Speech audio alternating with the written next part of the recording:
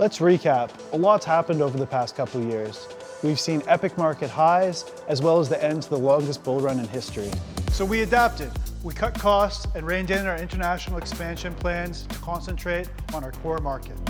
We're on track to break even in the UK later this year, and revenue this quarter has been the best ever.